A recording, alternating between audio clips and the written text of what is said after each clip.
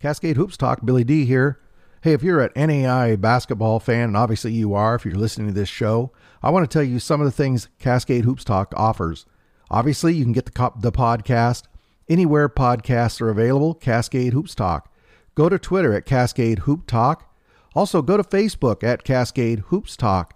You can also get all the interviews on YouTube at Cascade Hoops Talk. And the YouTube platform, please subscribe. Having that platform and the shows over there gives us some more flexibility down the road if there's other things we'd like to do. Also, and this is very important, go to CascadeHoopsTalk.com, CascadeHoopsTalk.com. And once the season starts, every morning you can open that up and you can get all the game stories and NAIA basketball news from the night before. It's tabbed by conference and top 25. So if you're just interested in, say, your conference and the top 25, click those tabs, see who won, what the stories were, and that's available to you every day. Also, there's a place on the web page where you can sign up for the newsletter, and you don't have to sign in. It comes directly to your email. So here at Cascade Hoops Talk, we're here to be your NAIA men's basketball news source. And please go to our Twitter and let me know if there's anything else you would like to see, or something different, or something you'd like to see improved. I love hearing from you. Thanks. I hope you enjoy today's show. Cascade Hoops Talk, Billy D. Join us on Twitter, Cascade Hoop Talk. Join us on YouTube at Cascade Hoops Talk channel. Also get the daily newspaper, CascadeHoopsTalk.com. Also, if you're on Facebook, it's Cascade Hoops Talk. Today we have Colby Blaine. He's the head men's basketball coach at the College of Idaho. Since he took over as the head coaching position in 2018, Coach Blaine has led the Yotes to an incredible 62-9 record. He's won 2 Cascade Conference postseason tournament championships, a Final Four, and then a Sweet 16 last year prior to that tournament being stopped. Last season, College Idaho became the first ever team to have a completely unbeaten Cascade Conference regular season, and just for good measure, they went out and won the tournament title as well. They entered the NAIA Division II Championships as the number 1 ranked team in the nation, and they had a 25-game winning streak. Prior to coming to College of Idaho as an assistant in 2014, Coach Blaine spent 5 seasons as an assistant at College of Southern Idaho, a program with a long, proud history. Coach Blaine is originally from the Boise area and is a graduate of Boise High. Coach Blaine was also recognized last season by being named the NAIA DII National Coach of the Year, as well as the Cascade Conference Coach of the Year. Welcome, Coach Blaine. It's happy to have you on the show. Thanks, Bill. Looking forward to catching up and chatting some hoops. You know, before we get started, I said this to you a moment ago, Colby, but Colby Blaine was the first coach who reached out to me when I kind of put out a season preview. I had no idea what I was doing. I didn't even have a Twitter account, and Coach Blaine emailed me and asked if he could do anything to help. And so, Coach, I'll always appreciate that. And, you know, thanks very much for reaching out and helping get this show started. Of course. The more coverage we can get at the NAIA level, the better for everyone, and you've been leading the way. So we appreciate everything you've been doing. Well, Coach, what a season the Yotes had last year. I'm sure you've probably heard me say it many times. I don't know if I'm right, wrong, or indifferent, but in my humble opinion, last season's Yote team was, if not the best, one of the best I've ever seen. And I would put it up against defensively any team I've ever watched at the small college level. I mean, you just talk about that team last year. I appreciate the kind words. I mean, the further we get from our season, the more apparent it becomes, you know, to me and to our staff and everybody else, you know, why that team was so successful. But it started with 3 incredible seniors that all started for us, and Talon Pinckney, Nate Brunel, and Jake Bruner. In fact, I've been breaking down a lot of film lately to show our team as we have kind of got into our practices here. And it's amazing how many clips involve one of those 3 guys, whether it's on the defensive end or the offensive end. They just were in every play. And I think what I take away from those guys is we had 3 seniors who not only were really skilled, but they were super confident. And they also understood the roller coaster of a season. They, never got too high, never got too low. We didn't have to hit any roadblocks last year by losing the game to kind of correct us. Once we got on a roll there in conference, we won, our last 25 games in a row. But that was three seniors that just understood what it took and didn't, they showed up every day. But in terms of our defense, I'm willing to tell everybody I do think we were the best defensive team in the country. I challenge our guys every day for that. The reason I think we got there was we understood that defense travels. That's what we always tell our guys. Wherever we go on the road every night, our defense can be at its best. You're not always going to hit shots. So we don't always focus on our offense. And I think we saw the results of having a really good defense last year. Yeah, absolutely. And, that's so true about a good defensive team, because you're going to go through just through those stretches where your shooters can't hit. And if you can at least slow the other team down and get empty possessions at the other end, then you can always stay in the ball game. Absolutely. I think you saw, if you followed our season and you really went back to the scores, when we hit the middle of our season, our scores were pretty low and they were close. And I think that was just, fatigue, and everybody goes through it. And I think that's when people actually end up losing games they're not supposed to lose. But I truly believe our defense is what held us, together in the middle of our season. And then as we got towards the end of our season, we got our legs back under us. We were in great shape. We were all very confident, and you could see our offensive scores really start to go up at that point. Coach, I was able to interview all your seniors at the end of last season. I mean, what a terrific group. I really enjoyed talking to them all. You got to start. Let's talk about them. You got to start with Talon Pinckney. He wasn't your leading scorer, but he first team all conference, first team all American. This guy just got on the court and he made it happen. It was not only his basketball ability, but you talk about that confidence. He kept your team positive, and I'm not sure, he brought energy. Mm-hmm. So Talon, I used to tell I tell our guys all the time, especially this last senior class, that your legend grows when you leave. I mean, people, they forget the shots that you miss, and they forget the test score in a class that you didn't do well on, or the bad practice. I mean, and then all the good stuff comes out. And boy, there hasn't been a day that goes by in the last couple months that I haven't talked about one of those seniors, and their legend just is growing. I mean, about how fantastic they were. And it does start with Talon.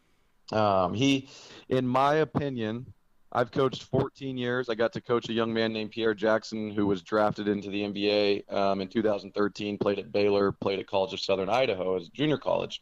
Pierre was as good an end-of-game closer as I've ever been around. I think Talon Pinckney might be just as good, if not better, than him. I think Talon might be the best end-of-game closer I've ever coached in my life. And his senior year, if you go back and you look last year, every play that we needed at the end of every game last year, he completed. He made the big shot. He got the steal. There wasn't one game that he did not complete the big play at the end of the game. And I think that just signifies his whole career, to be honest. Yeah, he's an amazing player, and a heck of a nice guy as well. You mentioned the other two in passing, but Nate Brunel, first team all conference, boy, he could really score the ball. And then Jake Bruner was just a guy who did, whatever you needed done. And he got 5 rebounds a game, but he only played 20 minutes a game. He could really rebound. Yeah, both those guys, I think, are, super undervalued in terms of the limelight. Nate was as talented as any wing in the country at 6'5". He could shoot, he could drive hard, he could finish on the rim. We saw some electrifying finishes from him. He also just had a confidence about him. He's a very mature kid, and he showed up every day. There was a period in December where I thought he was maybe the best player in the country at the time. There was about a 4-game stretch where he was completely unstoppable.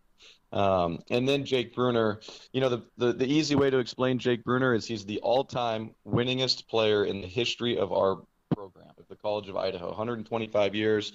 He's won more games. He was 110-24 overall. Wow. In his entire career. And those are games he played in, not just games that, if he didn't play, if he had a rolled ankle or whatever, those are just games he played in. So I think Wow. that speaks volumes to him. He was our toughness guy. He didn't let us, start a game out, slow or a second half slow. He showed up every day with confidence, and huge IQ guy. He just knew where to be at on the court at all times. So you went back. You were able to win one game at the tournament. Obviously, we all know the tournament ended, but that team will still go down as one of the best at College Idaho. I think he ended the season ranked number 1 in the country.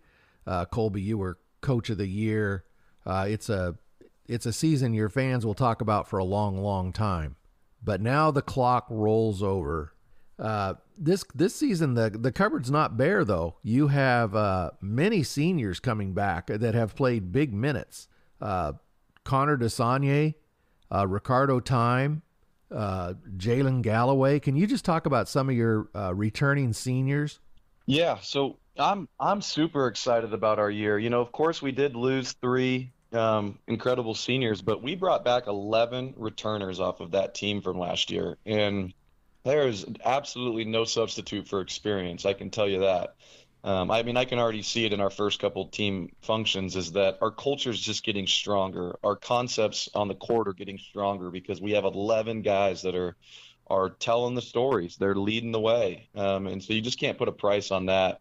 But the truth is, too, we had some guys coming off our bench last year, specifically in Ivory Miles Williams, Jalen Galloway, and Charles Elzy, that all at times during last year were the best player on the court, in certain games that, if you ask Eastern Oregon, Jalen Galloway might be the best player on our team, and Ivory had some incredible games, and we could really count on him. And Charles, against OIT, every time we played them and we played in man defense, Charles Elzy really came in as a freshman and gave us great energy. And so we have guys that have played big minutes. I think that's why, when you look back and you see why we had the success we had last year, it's because we had younger guys that were contributing.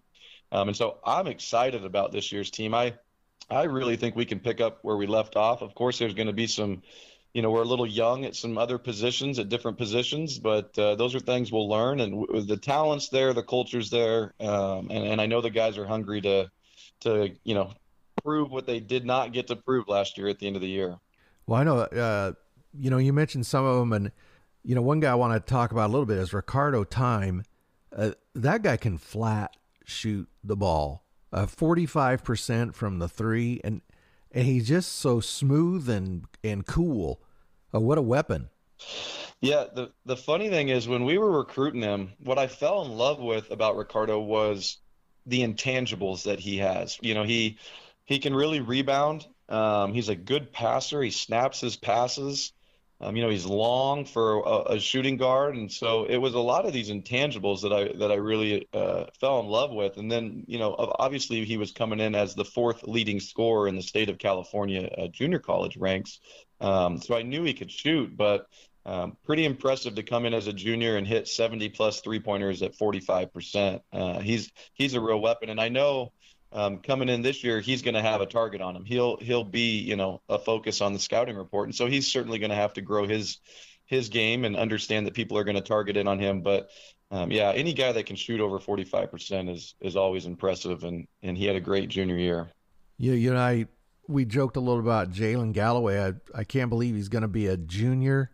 I was been going through rosters, Colby, and, getting ready for different shows, and, Harrison Steiger is going to be a senior. Where do these careers, they just go by so fast. But one guy who seems like he's been around forever is Ivory Miles Williams. And he's just a steady Eddie. He's a mainstay in your program, isn't he? Oh, Ivory's the keystone for sure right now.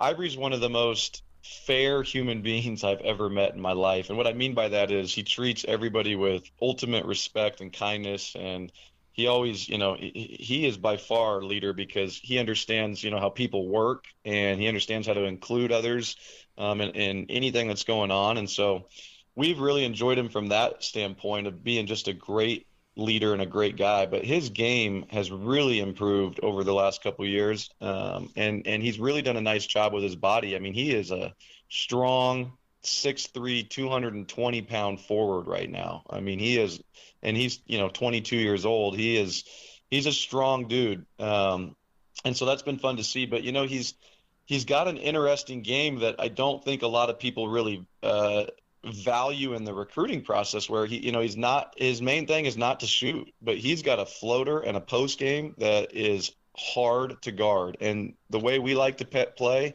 he fills right into the spots in terms of how we like to play offensively. And so he's a real focus for us on offense. And this year he'll be a guy that we go to quite a bit. And Coach Blaine, as if your returners aren't enough, you've got, a couple of red shirts. 6'11" Paul Wilson from Idaho Falls is a young man that every time I talk to somebody from College Idaho, that's the name they bring up. I know you have Connor Cooper out of Eagle, also coming off red shirt. What do you expect from them this year?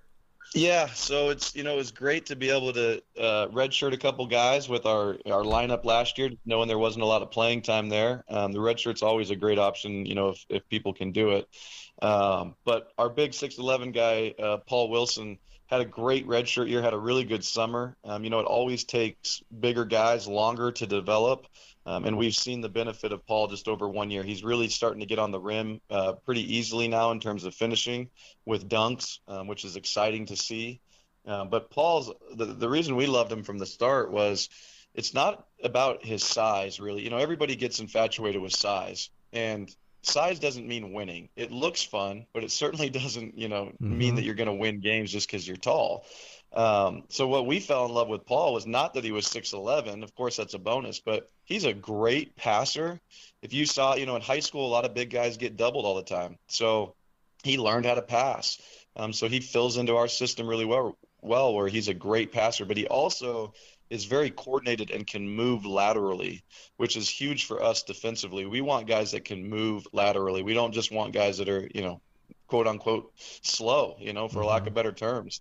And so he has these intangibles that really match our system. And then it's just a bonus that he is 6'11". So I know everybody's pretty excited about him.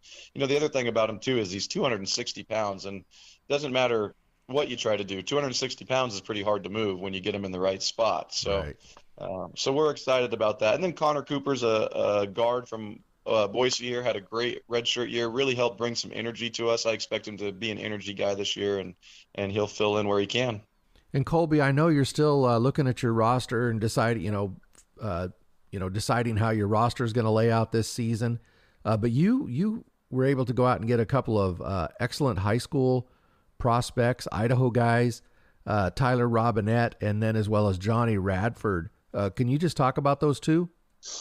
Yeah, so my staff, first off, did a fantastic job in recruiting last year, and they have every year. But we feel pretty lucky to have signed what we believe two of Idaho's top high school seniors last year. One in Tyler Robinette, a 6'7" forward from Middleton, just 20 minutes down the road from us. Tyler is super smooth and really skilled. I mean, he can jump up and score with both hands. He can pivot both ways. Again, he can move laterally, which we always appreciate. And the big thing for him at 6'7" is he can pick and pop. So as we know in this league, there's a lot of great fours, or big guys that can pick and pop, and it makes it very difficult for the other team to guard.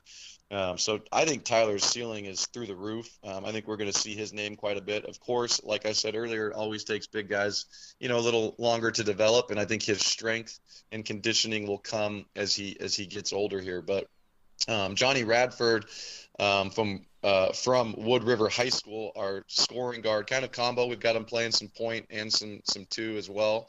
But he came in averaging, I believe, about 27 points a game from high school. He is a pure scorer and a fantastic shooter. I think, as you know better than I do, the Cascade Conference is known for some of its great shooters. It's Justin Martins, and it's, you name it. OIT's had many, many great shooters come through the ranks, and Mitchell Fink and Seth Erickson and those guys.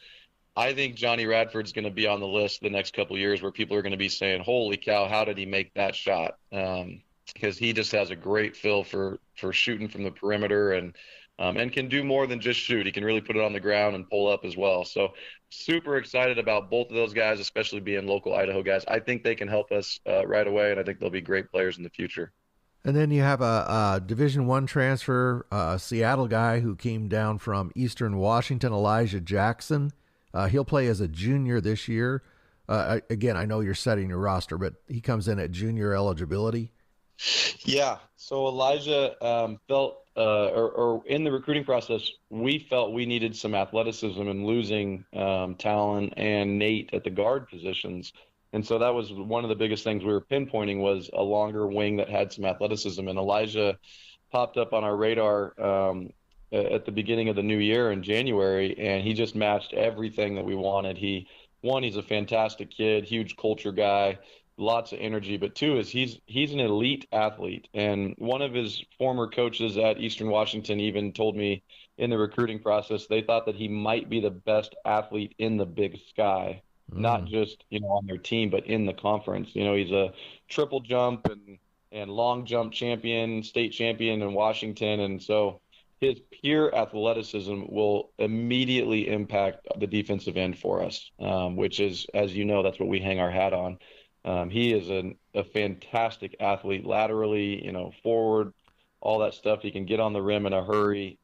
So we're expecting lots of energy from him and great things on the defensive end. And then there's one more I got to ask you about because I'm curious about the story. Jake O'Neill, apparently he went to Boise State to play golf, but now he's decided he wants to come back to basketball.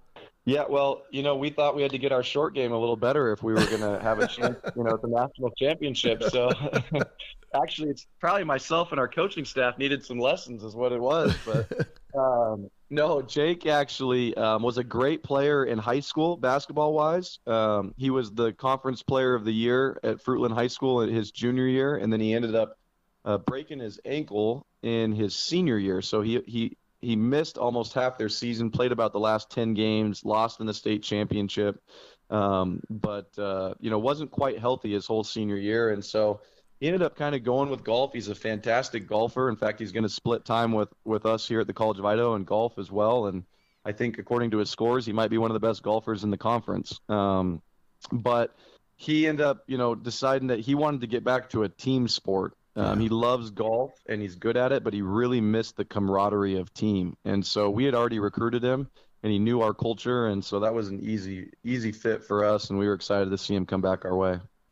Colby, with us with the NAIA going to one division, hopefully there's people listening to this show who aren't really familiar with some of the legacy Division II conferences. Can you talk about the Cascade Conference just a little bit? What basketball's like, what the travel's like, just what's your experience with the Cascade?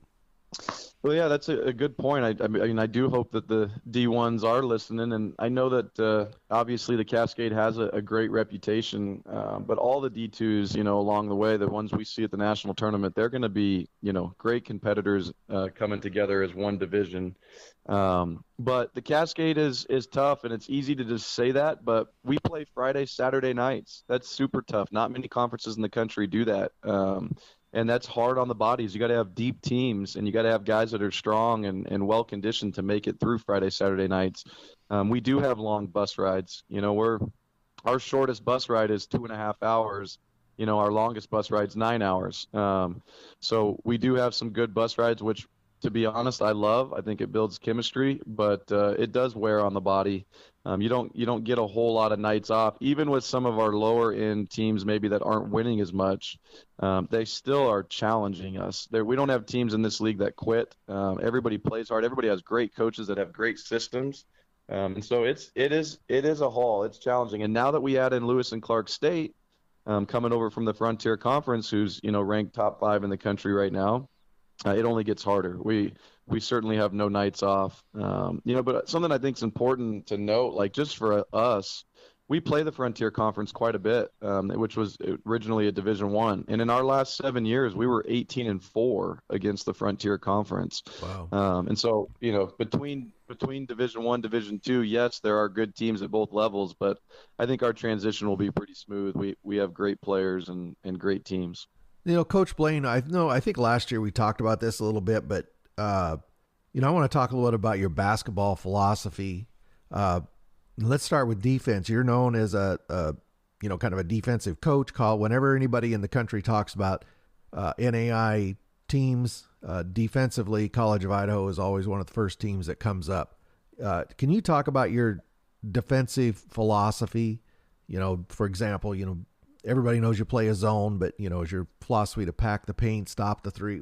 What is your defensive philosophy? Yeah, well, as I mentioned earlier, we really believe that defense travels, so we're going to focus on it every night. The other thing I really believe is that when you have talented teams, only one guy gets to shoot every possession.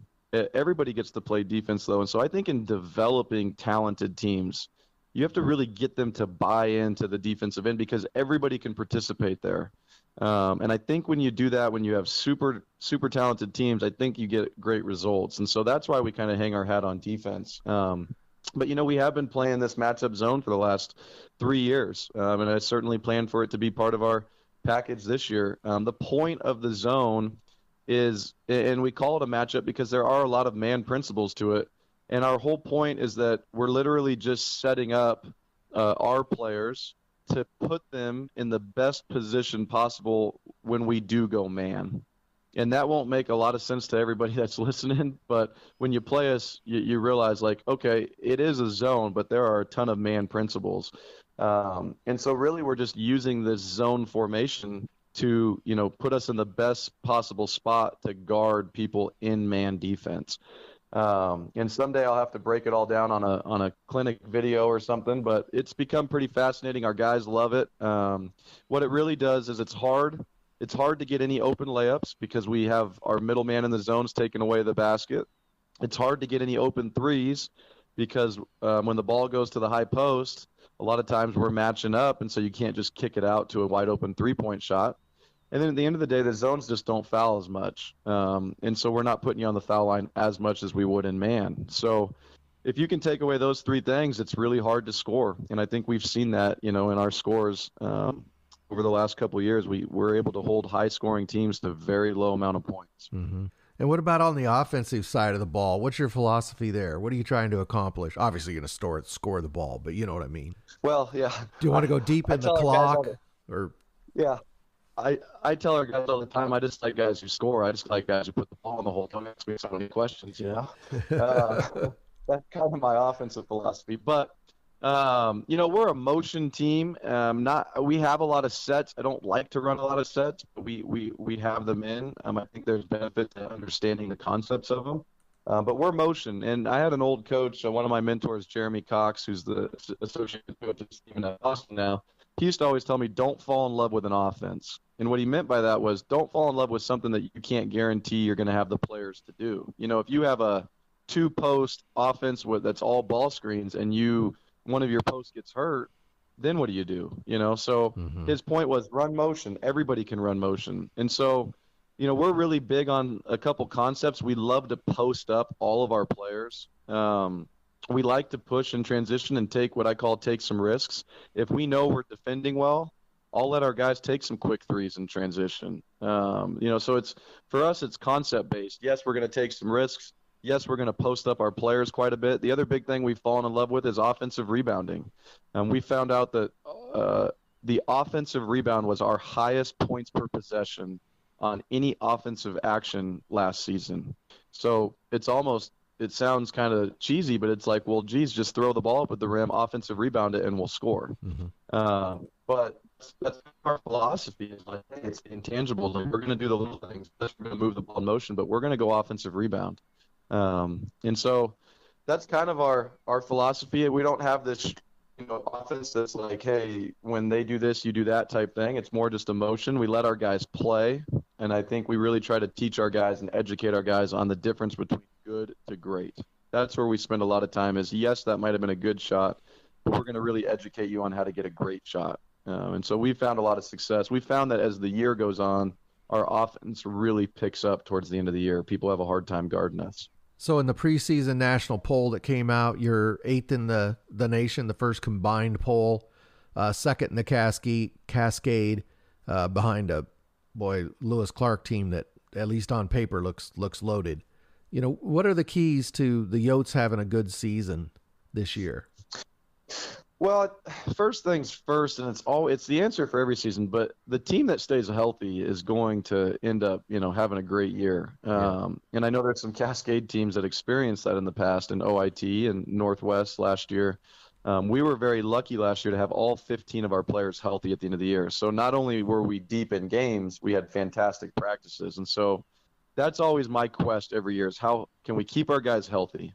And how do we do that? Do we need some rest time? Do we need to lift harder? Last year, we bought into lifting harder as the year went on. And it's something that will be a key this year for us as well. But, we are filling some new roles. We lost our starting point guard of 3 years. We lost our starting three-man of 3 years.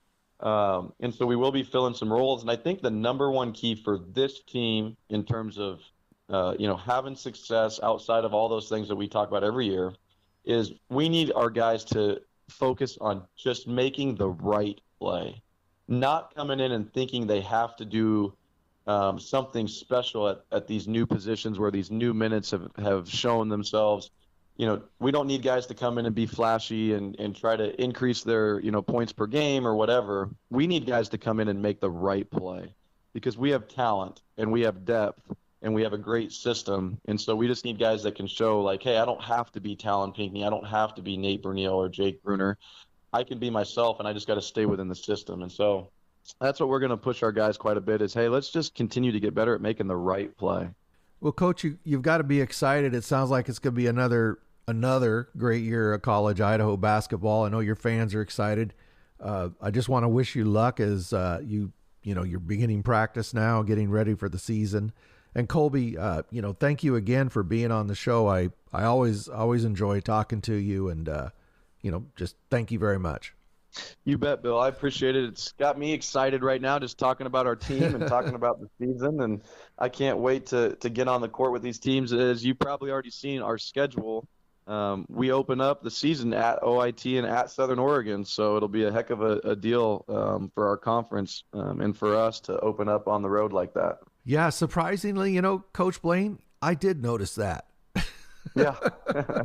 I'm sure you've already penciled that one out, yeah. So that's awesome. Well, hopefully I'll see you soon, and thank you again, Colby. I appreciate you being on the show. You bet, Bill. Look forward to talking again soon.